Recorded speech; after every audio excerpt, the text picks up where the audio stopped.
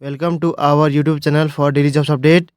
और आज हम इस वीडियो में UP BEd entrance exam 2025 online form apply process की अपडेट लेकर आ चुके हैं और मेरे दोस्त आपको पूरा जानकारी देंगे। जी हाँ दोस्तों, यूपी बीएड का ऑफिशियल नोटिफिकेशन जारी हो चुका है और ऑनलाइन आवेदन प्रक्रिया भी स्टार्ट हो चुकी है। आज ही से ऑनलाइन आवेदन यहाँ पर स्टार्ट हो चुके हैं। आप अपने फॉर्म फिल कर सकते हो। इस वीडियो में हम आपको कंप्लीट जानकारी दिखाएंगे कि क्या यहाँ पर एलिजिबिलिटी क्राइटेरिया है, कैसे आप ऑफिशियल नोटिफिकेशन की पीडीएफ डाउनलोड कर सकते हो, कैसे अप्लाई कर सकते हो और कब से कब तक आप अप्लाई ऑनलाइन कर सकते हो। स्टेप बाय स्टेप पूरी जानकारी हिंदी में देखने के लिए बने रहिए हमारे साथ इस वीडियो में शुरू से लेके अंत तक। इस वीडियो को पूरा देखने पर ही आपके सभी सवाल और डाउट क्लियर होंगे।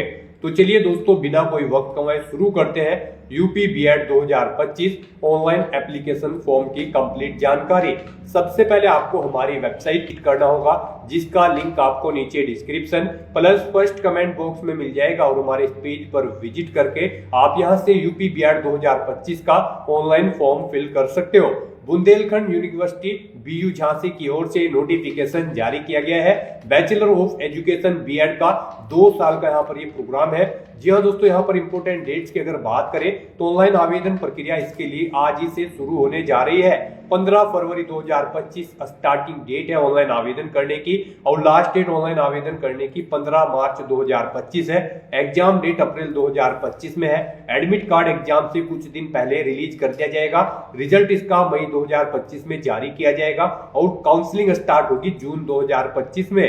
क्वालिफिकेशन की अगर यहाँ पर बात करें तो बैचलर या फिर मास्टर डिग्री होनी चाहिए 50% अंकों के साथ में। और इंजीनियरिंग कैंडिडेट के लिए 55% मार्क्स यहाँ पर आपसे मांगे गए हैं, तो आप अप्लाई कर सकते हो।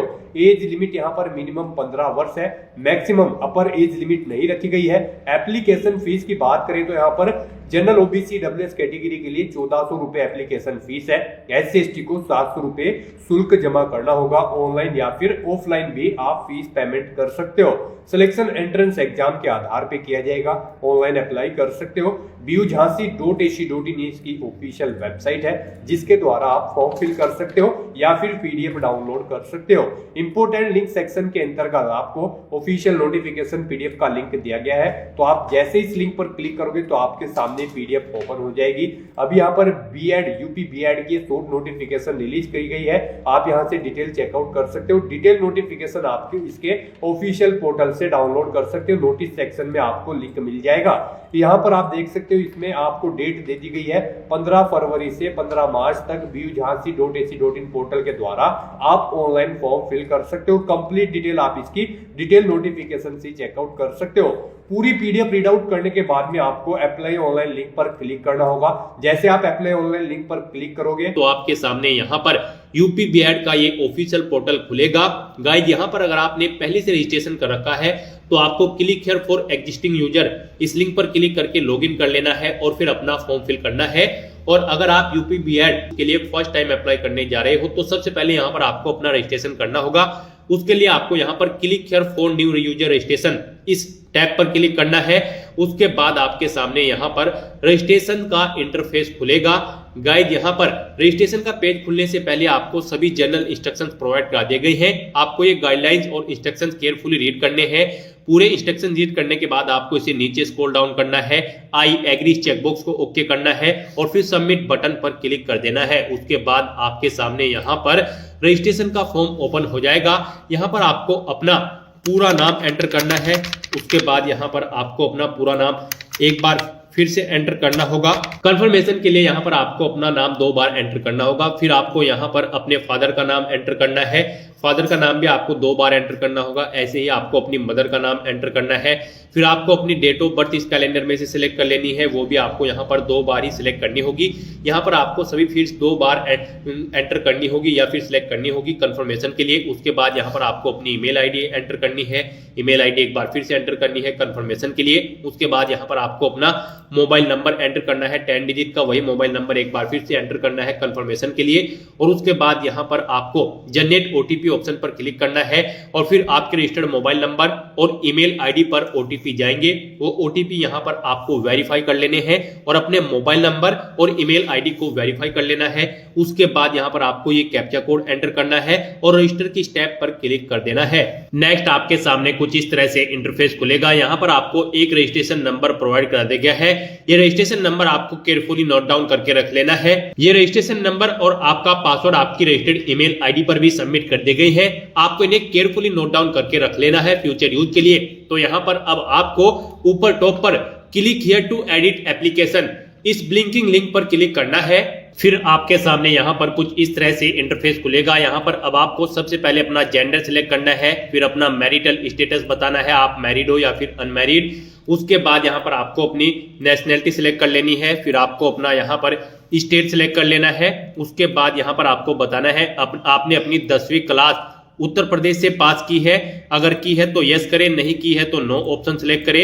यस अगर आप सिलेक्ट करते हो फिर आपको यहां पर अपनी 12वीं क्लास बताना होगा, आपने 12वीं क्लास किस उत्तर प्रदेश से पास आउट की है या फिर नहीं। ऐसे ही आपको यहां पर बताना है अपनी ग्रेजुएशन के बारे में, आपने अपनी ग्रेजुएशन उत्तर प्रदेश से पास आउट की है या फिर नहीं। उसके बाद यहां पर आपको अपनी कैटेगरी सिलेक्ट कर लेनी है। फिर यहां पर आपको, अगर आप रिजर्व कैटेगरी से बिलोंग करते हो तो यहां पर आपको अपना कैटेगरी सर्टिफिकेट नंबर एंटर करना होगा। उसके बाद यहां पर आपसे पूछा गया है कि क्या आप फिजिकली हैंडीकैप्ड हैं, अगर है तो यस करें और फिर उसकी डिटेल दे, नहीं है तो यहां पर आपको नो ऑप्शन सिलेक्ट कर लेना होगा। उसके बाद यहां पर आपको अपना आईडी प्रूफ सिलेक्ट करना है, आप कौन सा आईडी प्रूफ यहां पर प्रोवाइड कराएंगे। उसके बाद यहां पर आपको अपने आईडी प्रूफ का नंबर एंटर कर देना है। फिर आपको यहां पर अपना कम्युनिकेशन एड्रेस एंटर करना है और उसके बाद आपको अपना परमानेंट एड्रेस यहां पर एंटर करना है। और अगर आपका परमानेंट एड्रेस आपके कम्युनिकेशन एड्रेस के अकॉर्डिंग सेम है तो बस यहां पर आपको each permanent address same as communication address के सामने यस के इस रेडियो बटन पर क्लिक कर देना होगा। ऑटोमेटिकली आपका परमानेंट एड्रेस आपके कम्युनिकेशन एड्रेस के अकॉर्डिंग फिल हो जाएगा। फिर आपको इस पेज को नीचे स्क्रॉल डाउन करना है और यहां पर अपने कुछ डॉक्यूमेंट्स आपको अपलोड करने हैं। यहां पर आपको अपना पासपोर्ट साइज फोटो अपलोड करना है, उसका साइज यहां पर मिनिमम 25 KB मैक्सिमम 50 KB रखा गया है और ये जेपीजी या फिर जेपीईजी फॉर्मेट में होना चाहिए। डायमेंशन उसकी 35 mm से 45 mm के बीच में होनी चाहिए। फिर यहां पर आपको अपने हस्ताक्षर की स्कैन कॉपी अपलोड करनी है। यहां पर आपको यानी कि अपने सिग्नेचर अपलोड करने हैं, इनका साइज भी मैक्सिमम 50 KB रखा गया है। ये जेपीजी या फिर जेपीजी फॉर्मेट में होने चाहिए। उसके बाद यहां पर आपको अपने लेफ्ट और राइट हैंड के फिंगर्स इंप्रेशन अपलोड करने हैं, इनका मैक्सिमम साइज भी 50 KB रखा गया है। ये भी जेपीईजी या फिर जेपीजी फॉर्मेट में होने चाहिए। फिर यहां पर आपको अपना ओबीसी SC ST प्रमाण पत्र अपलोड करना होगा, अगर आप रिजर्व कैटेगरी से या फिर ओबीसी कैटेगरी से बिलोंग करते हो। इसका मैक्सिमम साइज 1 MB रखा गया है। ये जेपीईजी, जेपीजी या फिर पीडीएफ फॉर्मेट में होने चाहिए। फिर यहां पर आपको अपनी 10वीं 12वीं या फिर ग्रेजुएशन की मार्कशीट या सर्टिफिकेट या जो यूपी के बोर्ड कॉलेज विश्वविद्यालय द्वारा जारी किया गया हो या उसकी स्कैन कॉपी अपलोड करनी है, या फिर आपको निवास प्रमाण पत्र जो यूपी से संबंधित हो उसकी स्कैन कॉपी यहां पर आपको अपलोड करनी है। इसका मैक्सिमम साइज 1 MB रखा गया है।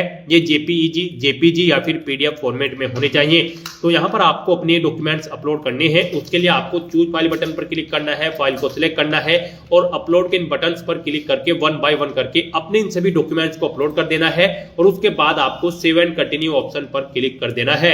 फिर आपको यहां पर अपनी क्वालिफिकेशन की डिटेल प्रोवाइड करानी है। गाइस, यूपी बीएड यानी कि संयुक्त प्रवेश परीक्षा में पार्टिसिपेट करने के लिए आपके पास बैचलर या फिर मास्टर डिग्री होनी जरूरी है, किसी भी सब्जेक्ट में 50% मार्क्स के साथ। और अगर आप इंजीनियरिंग कैंडिडेट हैं किसी भी सब्जेक्ट में तो आपको 55% मार्क्स होने चाहिए इंजीनियरिंग स्ट्रीम में। तो यहां पर सबसे पहले आपसे पूछा गया है कि आपको बीएड हेतु चयनित स्ट्रीम यहां पर सिलेक्ट करनी है। आप किस सब्जेक्ट में अपनी बीएड करना चाहते हैं, आर्ट, कॉमर्स, साइंस या फिर एग्रीकल्चर, यहां पर आप ऑप्शन सिलेक्ट करें। नेक्स्ट यहां पर आपको अपने पेपर का मीडियम सिलेक्ट कर लेना है। आपको अपना पेपर इंग्लिश लैंग्वेज में चाहिए या फिर हिंदी में, आप अपनी चॉइस के अकॉर्डिंग यहां पर भाषा का सिलेक्शन करें। उसके बाद यहां पर आपको अपनी 10वीं क्लास की डिटेल प्रोवाइड करनी है। सबसे पहले यहां पर आपको अपना बोर्ड सिलेक्ट करना है। उसके बाद आपको बताना है कितने मार्क्स आपने ऑब्टेन किए थे। फिर यहां पर ऑब्टेन मार्क्स एंटर करने के बाद आपको बताना होगा टोटल कितने मार्क्स थे जिसमें से आपने मार्क्स ऑब्टेन किए थे। इनके अकॉर्डिंग यहां पर आपकी परसेंटेज कैलकुलेट होकर आ जाएगी। फिर यहां पर आपको अपना पासिंग ईयर देना है, कब आपने अपना 10वीं क्लास पास आउट की थी। उसके बाद यहां पर आपको अपनी 10वीं क्लास की मार्कशीट अपलोड कर देनी है उसका साइज यहाँ पर मैक्सिमम 1 MB रखा गया है। ये जेपीजी या फिर पीडीएफ फॉर्मेट में होनी चाहिए। यहाँ पर आपको चूज फाइल बटन पर क्लिक करना है, फाइल को सिलेक्ट करना है और अपलोड बटन पर क्लिक करके अपनी इस फाइल को अपलोड कर देना है। उसके बाद आप प्रीव्यू बटन पर क्लिक करके उसका प्रीव्यू भी चेकआउट कर सकते हो। सेम ऐसे ही यहाँ पर आपको अपनी 12वीं क्लास की डिटेल प्रोवाइड करनी है। यहाँ पर भी आपको सबसे पहले बोर्ड सेलेक्ट करना है, कितने मार्क्स आपने ऑब्टेन किए हैं वो एंटर करें, टोटल कितने मार्क्स थे जिसमें से आपने मार्क्स ऑब्टेन किए हैं वो एंटर करें। इनके अकॉर्डिंग आपकी परसेंटेज आ जाएगी। फिर यहाँ पर आपको अपना पासिंग ईयर सेलेक्ट कर लेना है। अपनी 12वीं क्लास की मार्कशीट यहाँ पर आपको अपलोड कर देनी है। इसका भी मैक्सिमम साइज 1 MB रखा गया है। जेपीजी या फिर पीडीएफ फॉर्मेट में आपको ये फाइल अपलोड करनी है। आपको चूज फाइल बटन पर क्लिक करना है, फाइल को सिलेक्ट करना है और अपलोड बटन पर क्लिक करके अपनी 12वीं क्लास की मार्कशीट को भी अपलोड कर लेना है। प्रीव्यू पर क्लिक करके आप प्रीव्यू चेकआउट कर सकते हो। फिर यहाँ पर आपको अपनी ग्रेजुएशन की डिटेल प्रोवाइड करानी है। जैसे कि हम आपको ऑलरेडी बता चुके हैं, अगर आप यहाँ पर इंजीनियरिंग कैंडिडेट है तो आपके 55% मार्क्स होने चाहिए और अगर आपने किसी और स्ट्रीम से अपनी ग्रेजुएशन या फिर पोस्ट ग्रेजुएशन कर रखी है तो उसके लिए आपके पास 50% मार्क्स यहाँ पर होने चाहिए। तो यहाँ पर ग्रेजुएशन के सेक्शन में आपसे पूछा गया है कि आपने पास आउट कर ली है अपनी ग्रेजुएशन या फिर आप एपियर्ड हो फाइनल ईयर में। तो यहाँ पर आपको ऑप्शन सिलेक्ट करना है। अगर आप पास आउट सिलेक्ट करते हो तो फिर यहाँ पर आपको अपनी ग्रेजुएशन की स्ट्रीम बतानी है, किस स्ट्रीम से आप ग्रेजुएशन कर रहे हो। फिर यहाँ पर आपको अपनी यूनिवर्सिटी का नाम एंटर देना है या फिर विश्वविद्यालय का नाम जहां से आप अपनी ग्रेजुएशन कंप्लीट कर चुके हो या फिर कर रहे हो। फिर आपको अपना रोल नंबर एंटर करना है, ग्रेजुएशन का पास होने का वर्ष यहाँ पर आपको एंटर कर देना है, कब आपने अपनी ग्रेजुएशन कंप्लीट की है, कितने मार्क्स आपने ऑब्टेन किए हैं, टोटल कितने मार्क्स थे जिसमें से आपने मार्क्स ऑब्टेन किए हैं। इनके अकॉर्डिंग आपकी परसेंटेज कैलकुलेट होकर आ जाएगी। फिर यहाँ पर आपको अपनी अंतिम वर्ष की, यहाँ दोस्तों अपनी ग्रेजुएशन की अंतिम वर्ष की मार्कशीट यहाँ पर अपलोड कर देनी है। उसका मैक्सिमम साइज 1 MB रखा होना चाहिए। यहाँ पर वो जेपीजी या फिर पीडीएफ फॉर्मेट में होनी चाहिए। आपको चूज फाइल बटन पर क्लिक करना है, फाइल को सिलेक्ट करना है और अपलोड बटन पर क्लिक करके अपनी मार्कशीट अपलोड कर देनी है। उसके बाद यहाँ पर अपनी एजुकेशनल क्वालिफिकेशन के सभी डिटेल्स कंप्लीटली फिल करने के बाद आपको सेव एंड कंटिन्यू ऑप्शन पर क्लिक करना है। फिर आपसे यहाँ पर कुछ क्वेश्चन पूछे गए हैं, आपको इनके आंसर प्रोवाइड कराने हैं और इनके आधार पर आपको वेटेज यहाँ पर मिलेगा। यहाँ पर सबसे पहले आपसे पूछा गया है कि क्या आपने राष्ट्रीय या फिर राज्य स्तर या अंतर विश्वविद्यालय खेल प्रतियोगिता में भाग लिया है। अगर लिया है तो यस करें और फिर उसकी डिटेल दें। नहीं लिया है तो यहाँ पर आपको नो ऑप्शन सेलेक्ट करना है। फिर आपसे पूछा गया है कि क्या आप नेशनल कैडेट कोर यानी कि एनसीसी राष्ट्रीय सेवा योजना के अभ्यर्थी हैं। अगर है तो यस करें और उसकी डिटेल दें। नहीं है तो नो ऑप्शन सेलेक्ट करें।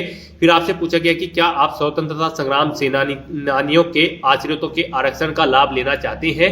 अगर चाहते हैं तो यस करें, नहीं तो नो ऑप्शन सेलेक्ट करें। फिर आपसे पूछा गया कि क्या आप सक्रिय सेवारत या फिर विसैन्यकृत या सेवानिवृत्ति प्रतिरक्षक कर्मचारी है या ऐसे कर्मचारी के पुत्र या पुत्री के रूप में संबंधित है जो ऐसी प्रतिरक्षक कर्मचारी जो अपंग, लापता या मृत्यु हो से अपने पुत्र पुत्री पत्नी के रूप से संबंधित है। अगर है तो यस करें और उसकी डिटेल दें। नहीं तो नो ऑप्शन सेलेक्ट करें। फिर आपसे पूछा गया कि क्या आपके पिता अथवा पति पुलिस या पीएससी या फिर बीएसएफ या फिर एसएसबी या आईटीबीपी या सीआरपीएफ या होमगार्ड में सेवारत या फिर सेवानिवृत्त है। अगर है तो यस करें और उसकी यहाँ पर आप अपलोड करें उसकी डिटेल। नहीं है तो यहाँ पर आपको नो ऑप्शन सेलेक्ट करना है। इस तरह से इन क्वेश्चन के आंसर आप अपने अकॉर्डिंग प्रोवाइड कराने के बाद आपको सेव एंड कंटिन्यू ऑप्शन पर क्लिक करना है। उसके बाद आपको ओके करना है। फिर यहाँ पर आपको प्रेफरेंस देना है अपने एग्जामिनेशन सेंटर का, यानी कि आपको यहाँ पर अपने एग्जामिनेशन सेंटर सेलेक्ट कर लेने हैं। यहाँ पर आपको 5 चॉइसेस प्रोवाइड कराई गई है। सबसे पहले यहाँ पर आपको अपना सेंटर सेलेक्ट करना है। आप जिस भी सेंटर में फर्स्ट नंबर पर पार्टिसिपेट करना चाहते हैं, यानी कि आप जो मोस्ट प्रिफर करना चाहते हैं जिस सेंटर को, यहाँ पर आप ऑप्शन सेलेक्ट करें। ऐसे ही यहाँ पर आपको अपनी चॉइस के अकॉर्डिंग 5 एग्जामिनेशन सेंटर सेलेक्ट कर लेने हैं। उसके बाद यहाँ पर आपको अपना फीस पेमेंट करना है। यहाँ पर गाइज आपको अपनी कैटेगरी के अकॉर्डिंग फीस पेमेंट करना होगा। यहाँ पर हम आपको बता दें, अगर आप जनरल ओबीसी ईडब्ल्यूएस कैंडिडेट हैं तो आपको 1400 रुपए फीस के रूप में जमा कराने होंगे। एससी एसटी कैंडिडेट को 700 रुपए फीस के रूप में जमा कराने होंगे। तो यहाँ पर आपको अपने पेमेंट डिटेल में आकर अपने भुगतान का प्रकार सिलेक्ट कर लेना है ऑनलाइन। उसके बाद यहाँ पर आपको आपकी फीस का अमाउंट आपकी कैटेगरी के अकॉर्डिंग शो कर दिया जाएगा। फिर यहाँ पर आपसे पूछा गया कि आप पे विवा बिल डैश के थ्रू पेमेंट करना चाहते हैं एचडीएफसी के, या फिर आप ICI के या फिर आप ग्लोबल पेमेंट्स के थ्रू यहाँ पर अप्लाई करना चाहते हैं। आप अपनी चॉइस के अकॉर्डिंग यहाँ पर कोई भी ऑप्शन सिलेक्ट करें। उसके बाद यहाँ पर आपको आई एग्री चेकबॉक्स को ओके करना है, ये कैप्चा कोड यहाँ पर एंटर करना है और सबमिट बटन पर क्लिक कर देना है। फिर आपको प्रोसीड बटन पर क्लिक करके फीस पेमेंट के इस इंटरफेस पर आ जाना है। यहाँ पर आप ऑप्शन सिलेक्ट करें, आप नेट बैंकिंग या फिर डेबिट क्रेडिट कार्ड जैसे भी फीस पेमेंट करना चाहते हैं यहाँ पर ऑप्शन सिलेक्ट करें। अगर आप debit credit card option select करते हैं तो यहाँ पर आपको अपना कार्ड नंबर देना है, उसका एक्सपायरी मंथ और ईयर आपको यहाँ पर एंटर करना है, 3 डिजिट का अपने कार्ड का CVV या फिर CVC नंबर एंटर करना है। उसके बाद यहाँ पर आपको कार्ड होल्डर का नाम एंटर करना है और फिर मेक पेमेंट फॉर 700 या फिर जो भी 1400 रुपए या फिर लेट फीस का जो भी अमाउंट होगा यहाँ पर आपको इस ऑप्शन पर क्लिक कर देना है। इस ऑप्शन पर क्लिक करते ही आपका एप्लीकेशन फीस का पेमेंट कंप्लीट हो जाएगा। फीस पेमेंट कंप्लीट करने के बाद आपका एप्लीकेशन फॉर्म सक्सेसफुली सबमिट हो जाएगा। उसके बाद आपको अपने एप्लीकेशन फॉर्म का एक हार्ड कॉपी प्रिंट आउट ले लेना होगा फ्यूचर यूज के लिए, फ्यूचर रेफरेंस के लिए। तो दोस्तों ऐसे आप UP BEd joint entrance exam संयुक्त प्रवेश परीक्षा का फॉर्म फिल कर सकते हो। आज की इस वीडियो में बस इतना ही। आई होप ये वीडियो आपको पसंद आई होगी। अगर पसंद आई हो तो इसे लाइक और शेयर करें, चैनल पर नए हो तो इसे सब्सक्राइब कर लें। Thanks for watching.